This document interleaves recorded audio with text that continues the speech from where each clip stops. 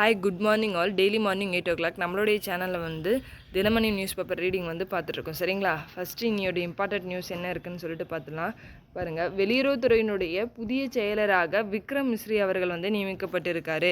இவர் வந்து தேசிய பாதுகாப்பு துறையினுடைய துணை ஆலோசகராக வந்து இருந்திருப்பார். இவர் இப்போது புதுசாக வெளியுறவுத்துறையினுடைய புதிய செயலராக வந்து நியமிக்கப்பட்டிருக்காரு. இதற்கு முன்னாடி இருந்த வெளியுறவுத்துறையினுடைய செயலாளரான வினய் மோகன் குவாத்ராவினுடைய பதவிக்காலம் வந்து முடிவடைகிறதுனால ஜூலை 15 புதிய செயலராக வந்து விக்ரம் மிஸ்ரி அவர்கள் வந்து நியமிக்கப்பட்டிருக்கார். சரிங்களா? அடுத்ததாக இங்கே பாருங்கள், நீட் தேர்வு முறையை ரத்து செய்ய சொல்லி நம்மளுடைய தமிழக பேரவையில் வந்து தீர்மானம் நிறைவேற்றி நம்மளுடைய பிரதமர் அவர்களுக்கு வந்து நம்மளுடைய சிஎம் வந்து லெட்டர் எழுதியிருக்கதா சொல்கிறாங்க. சரிங்களா? ஓகே, இங்கே பாருங்கள், நம்மளுடைய தமிழ்நாட்டில் வந்து 4 புதிய மாநகராட்சிகள் வந்து உருவாக போகிறதா வந்து சட்டப்பேரவையில் வந்து சொல்லியிருக்காங்க. என்னென்ன அப்படின்னு சொல்லிட்டு பார்த்தீங்கன்னா, புதுக்கோட்டை, திருவண்ணாமலை, நாமக்கல், காரைக்குடி, அந்த 4 நகராட்சிகளை வந்து என்ன பண்ண போகிறாங்க, மாநகராட்சிகளை வந்து தரம் உயர்த்த போகிறாங்களாமா. ஓகேங்களா?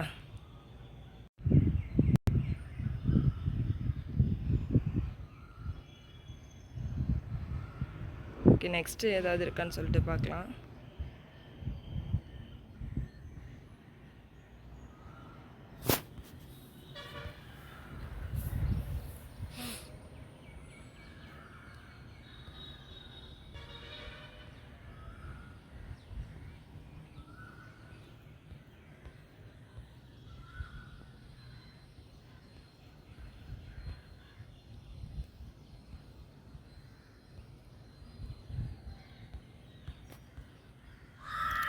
மகாராஷ்டிரா மாநிலத்தில் 2 திட்டத்தை வந்து அறிவிச்சிருக்காங்க.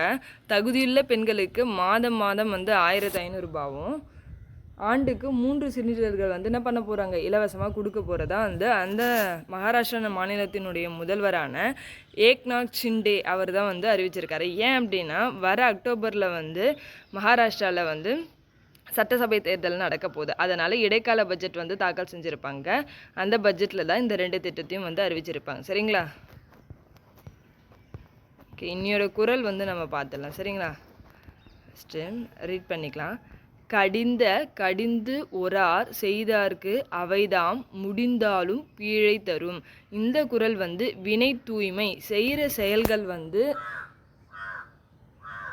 சுத்தமானதாக இருக்கணும். அப்படின்னா என்ன அப்படின்னா, ஆகாதவை, அதாவது செய்யக்கூடாது அப்படின்னு சொல்லிட்டு ஒதுக்கி வைக்கப்பட்ட செயல்களை நீங்கள் அதை மீறி செஞ்சாலும், அந்த செயல்களில் நீங்கள் வெற்றி பெற்றாலும் கூட அது என்ன பண்ணும், நம்மளுக்கு துன்பத்தையே தரும் அப்படின்றதான் இந்த திருக்குறளோட பொருள். ஓகேங்களா?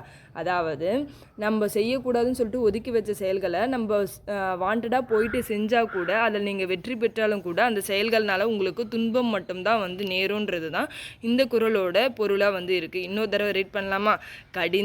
கடிந்து ஒரார் செய்தார்க்கு அவைதாம் முடிந்தாலும் பீழை தரும். பீழை அப்படின்னா துன்பம். ஓகேங்களா? இந்த குறள் வந்து வினை தூய்மை அப்படின்ற அதிகாரத்தில் வந்து சொல்லியிருக்காங்க. சரிங்களா? நெக்ஸ்ட் பார்க்கலாம்.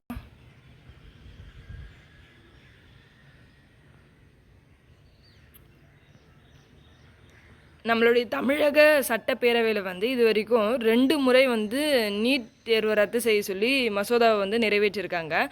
நீட் தேர்வு அதாவது நீட் தேர்வு பற்றி ஆராயத்துக்காக தமிழக அரசால் அமைக்கப்பட்ட குழு பேர் வந்து என்னது, ஏகே ராஜன் கமிட்டி. இந்த கமிட்டி வந்து என்ன ரிப்போர்ட் கொடுத்துருப்பாங்க, நீட் தேர்வு முறையை வந்து ரத்து செஞ்சுட்டு +2 மதிப்பெண் அடிப்படையில் வந்து சேர்க்கையை வந்து மேற்கொள்ளலாம்னு சொல்லிட்டு ரிப்போர்ட் கொடுத்ததுனால 2021 செப்டம்பர் 13 வந்து, அதாவது 2021 செப்டம்பர் 13 முதல் முறையாக என்ன பண்ணியிருப்பாங்க, தீர்மானத்தை நிறைவேற்றி அது வந்து ஆளுநருடைய ஒப்புதலுக்கு அனுப்பும் போது அவர் என்ன பண்ணியிருப்பார், திருப்பி அனுப்பிட்டுருப்பார் ஒப்புதல் கொடுக்காம.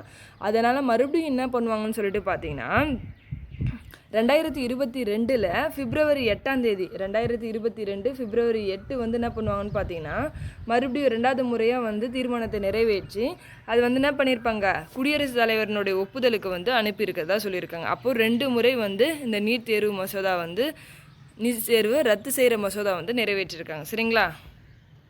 நெக்ஸ்ட்டு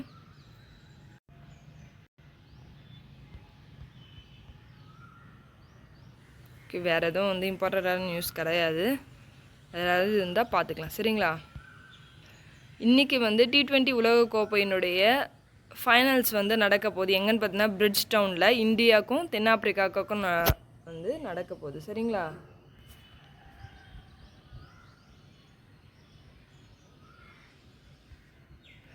இங்கே பாருங்கள், ஒரு நியூஸ் இருக்குது.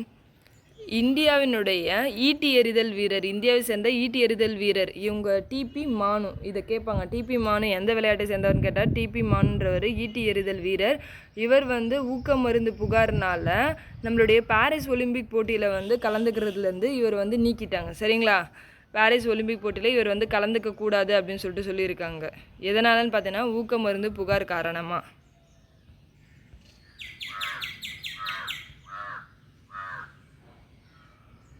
பாருங்கள், இது ஒரு இம்பார்ட்டண்டான நியூஸு.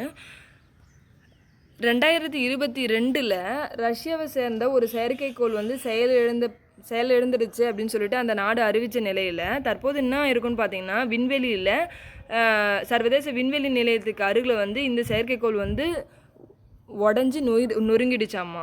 அதை வந்து யார் சொல்லியிருக்குதுன்னு பார்த்தீங்கன்னா அமெரிக்காவினுடைய நாசா தான் வந்து சொல்லியிருப்பாங்க. இந்த மாதிரி 2022 செயலிழந்ததாக சொன்ன ரஷ்ய செயற்கைக்கோள் வந்து சர்வதேச விண்வெளி மையத்துக்கு அருகில் வந்து என்ன ஆயிடுச்சு, உடைஞ்சு நொறுங்கிடுச்சு அப்படின்னு சொல்லிட்டு சொல்லியிருக்காங்க. சரிங்களா?